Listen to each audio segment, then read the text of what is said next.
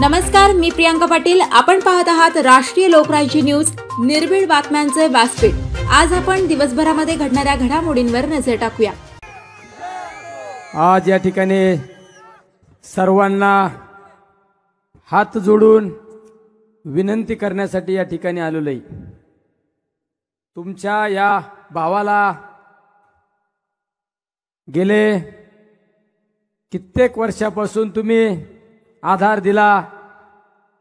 ज्या ज्या वेळेस गरज भासन त्या त्यावेळेस तुम्ही प्रत्येक वेळेस माझ्या संकट समयी माझी ढाल म्हणून तुम्ही सर्वजण या ठिकाणी राहिलेले आहेत. म्हणून आज हा निलेश लंके ग्रामपंचायत सदस्यापासून सरपंच, पंचायत समिती सदस्य, उपसभापती, जिल्हा परिषद सदस्य आणि लोक विधानसभेमध्ये आमदार म्हणून पाठवला. आणि हाच तुमचा भाऊ, तुमचा मुलगा आज तुमच्या सर्वांच्या आशीर्वादाने, तुमच्या सर्वांच्या ताकदीने लोकसभेच्या निवडणुकीला सामोरं जात आहे. त्यामुळे आज या ठिकाणी तुम्हाला नतमस्तक यासाठी मी झालेलो आहे. तुम्ही आजपर्यंत मला सांभाळलं, आजपर्यंत तुम्ही मला कुठलं अंतर दिलं नाही. आता राहिलेले 4 दिवस या निलेश लंकेचं भवितव्य, तुमचं सर्वांचं भवितव्य तुमच्या हातात आहे, तुमच्या हातात आहे. आजपर्यंत सांभाळलं, आता 4 दिवस डोळ्यात तेल घालून आपल्याला या निवडणुकीला सामोरं गेलं पाहिजे. समोर अफाट शक्ती आहे, समोर यंत्रणा आहे, सगळ्या काही गोष्टी आहे. पण आज एक फाटका माणूस धनशक्तीच्या विरोधात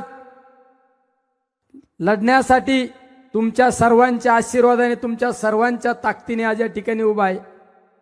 या ठिकाणी आपले सर्वांचे नेते, आपलं सर्वांचं दैवत आदरणीय पवार साहेब, आदरणीय संजय राऊत साहेब. खऱ्या अर्थाने दिल्लीला झुकवणारा वाघ म्हणजे संजय राऊत साहेब. दुसरा वाघ तो म्हणजे अनिल देशमुख साहेब. आणि या दक्षिण लोकसभा मतदारसंघाचा निवडणुकीचे किंग मेकर म्हणून ज्यांच्याकडे आपण पाहतो ते आदरणीय थोरात साहेब. या आपल्या सभेसाठी खास करून जे या ठिकाणी उपस्थित आहे ते सांगली लोकसभा मतदारसंघामध्ये त्यांनी कालच निवडणुकीला मतदान झालं. ते माझे मित्र डबल महाराष्ट्र केसरी चंद्रहार पाटील, दुसरे माझे मित्र हिंद केसरी संतोषरावजी वेताळ. व्यासपीठावरील सर्वच मान्यवर मला माफ करतील.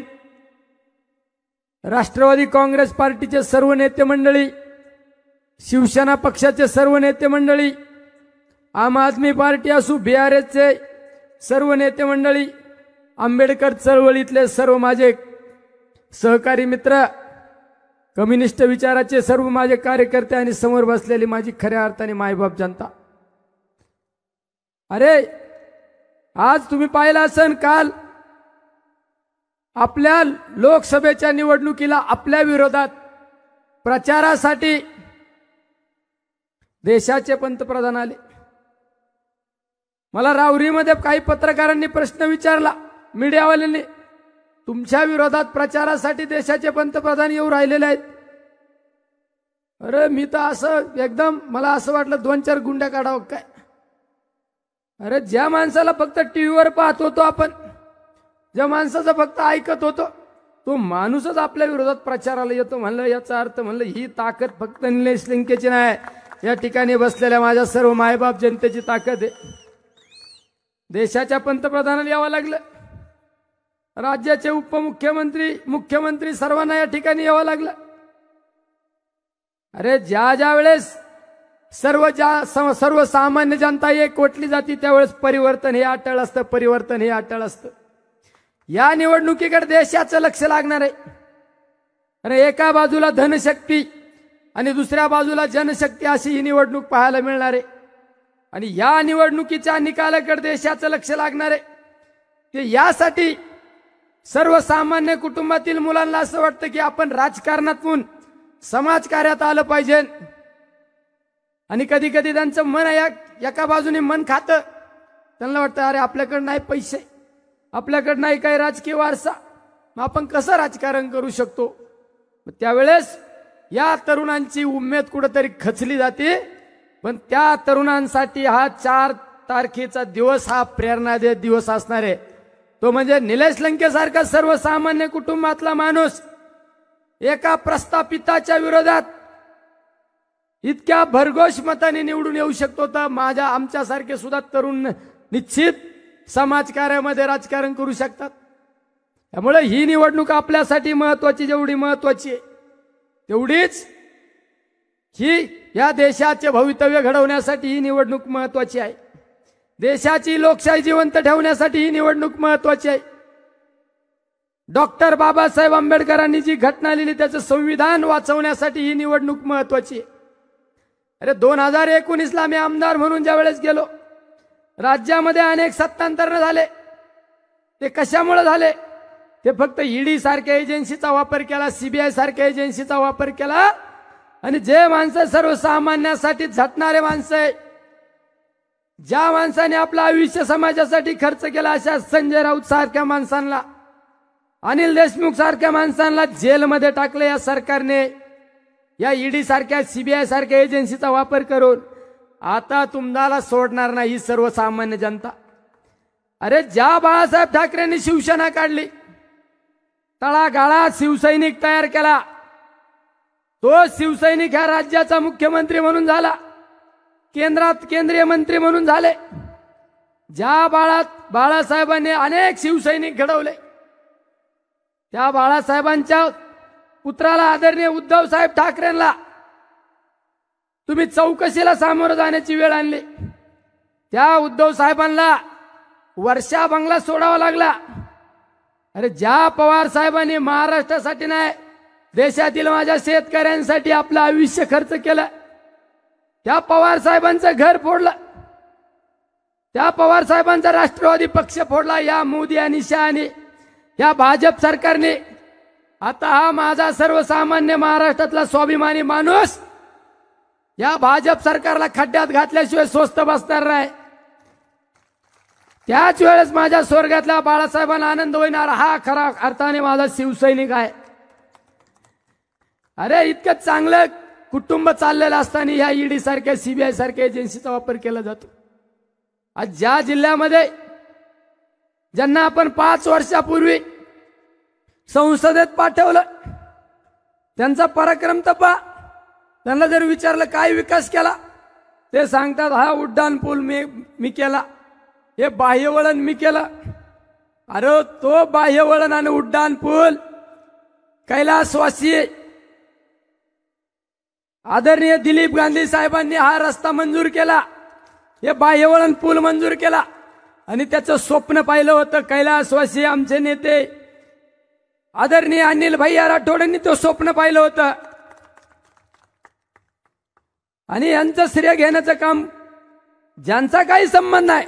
2018ला या पुलाची मंजुरी मिळाली, ही 2018ला पुलाची मंजुरी मिळाली आणि त्याचं श्रेय घेतात 2019, 20, 22ला. अरे खोटं बोलणारे हे पटायचं, खोटं बोलायचं पण रेटून बोलायचं. एवढं माझी तुम्हाला एक व्हिडिओ लाव रे त्या मंजुरीचा, त्याचा आहे का आपल्याकडे? लाव रे, लगाव रे. अहमदनगर उर्फ अहिल्यानगर शहरातील उड्डाणपुलाचे खरे शिल्पकार कोण? अहमदनगर बायपास रोड नेमका कोणी मंजूर केला? अहमदनगर करमाळा टेंभुर्णी रस्त्याचे श्रेय कोणाचे? अहमदनगर दक्षिणेतील मतदारांच्या डोळ्यात धूळफेक कोण करत आहे? गेले काही दिवस अर्धसत्य सांगून आपली जी शुद्ध फसवणूक केली जात आहे त्यातील पूर्ण सत्य आज आपण समजून घेऊ. दिलीप गांधी साहेबांनी मंजूर केला फसवणूक. आणि त्या दिलीप गांधी साहेबांना यांना यंदा दिलीप गांधी साहेबांचा विसर पडलेला आहे. त्यामुळे माझी सर्वांना विनंती आहे, नगरकरांना विनंती आहे, तुम्ही माझ्यावर एकदा विश्वास टाकून पहा. या नगरकरांना संरक्षण देण्याची जबाबदारी हा तुमचा भाऊ म्हणून निलेश लंकेची असेल. ज्या पद्धतीने अनिल भैया राठोडांना आपण मोबाईल आमदार म्हणून पाहिलं, त्यांचा शिष्य तुम्हाला या ठिकाणी सांगतो, या नगर दक्षिण लोकसभा मतदारसंघातला खासदार हा मोबाईल खासदार असेल आणि 4 तारखेला तुम्ही सर्वजण या ठिकाणी खासदार म्हणून असताना मी तुमचा शिपाई म्हणून असेल. माझ्या व्यापाऱ्यांना संरक्षण देण्याची जबाबदारी माझी असेल. माझ्या नगर शहरामध्ये चांगल्या पद्धतीची परत MIDC ला दिवस आणण्याची जबाबदारी माझी असेल. या ठिकाणी IT पार्क उभा करण्याची जबाबदारी माझी असेल. IT पार्क आल्याशिवाय माझ्या ह्या बेरोजगारांना रोजगार मिळणार नाही. अरे नगर शहर या आनंद ऋषी महाराजांच्या या ठिकाणी ही भूमी आहे. नगर शहर विशाल गणपती या ठिकाणी नगर शहरामध्ये आपण पाहतो. बाजूला शिर्डीचे साईबाबा शनी शिंगणापूर मोठा देवी आणि आमच्या अहिल्या देवींच्या या ठिकाणी ही भूमी सर्व. त्यामुळे या नगर शहराचा चेहरा मोहरा बदलवण्याची माझी ही जबाबदारी असून या ठिकाणी तुम्हाला शब्द देतो. औद्योगिकरण अनेक या मतदारसंघामधील नगर शहरामधील प्रलंबित प्रश्न आहे. ते प्रश्न सोडवण्यासाठी मी या ठिकाणी तुमचा कटिबद्ध असेल. अरे ही क्लेरा ब्रुजची जागा, अरे ही सुद्धा काही गुंड प्रवृत्तीच्या लोकांनी बळकवण्याचा या ठिकाणी प्रयत्न केलेला आहे. ही ऐतिहासिक वास्तू आहे, ही ऐतिहासिक जागा आहे.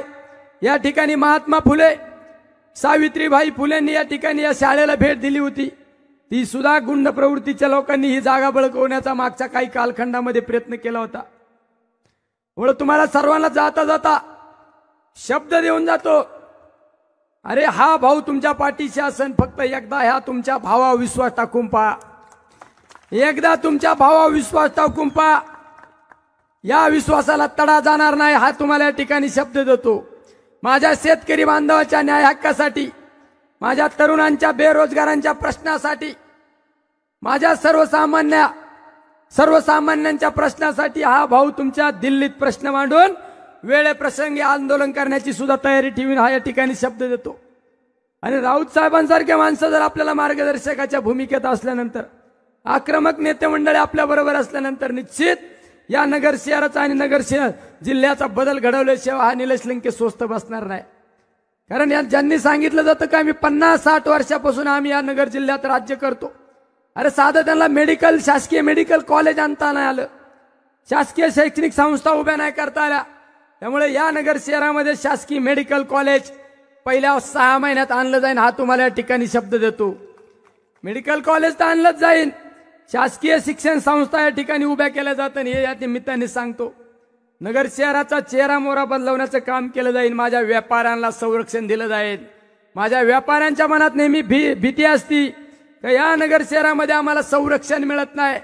ज्या वेळेस संरक्षणाची तुम्हाला गरज भासन त्यावेळेस निलेश लंकेंचा मोबाईल नंबर डायल करा. निलेश लंके तुमच्या बरोबर असं. ज्या वेळेस माझ्या कुठल्या सर्वसामान्यांच्या प्रॉपर्टीवर ताबा मारण्याचा कोणी प्रयत्न करीत असेल तर त्यावेळेस त्या ठिकाणी तुमचा भाऊ म्हणून त्या ठिकाणी उभा असेल. आणि माझी पोलीस प्रशासनाला विनंती आहे, बाद झालं. अरे आज ना उद्या सत्तांतर होत असतं. पोलीस प्रशासनाने आमच्या चुकीच्या पद्धतीने आमच्या कार्यकर्त्यांवर कारवाई करू नका ही हात जोडून नम्र विनंती करतो की येणाऱ्या 4 तारखेनंतर या देशामध्ये इंडिया आघाडीचं सरकार आल्याशिवाय राहणार नाही हे तुम्हाला या ठिकाणी सांगतो. ताज्या बातम्यांसाठी आणि अपडेट्ससाठी राष्ट्रीय लोकराज्य न्यूज चॅनलला सबस्क्राईब करा, तसेच लाईक आणि शेअरही करा.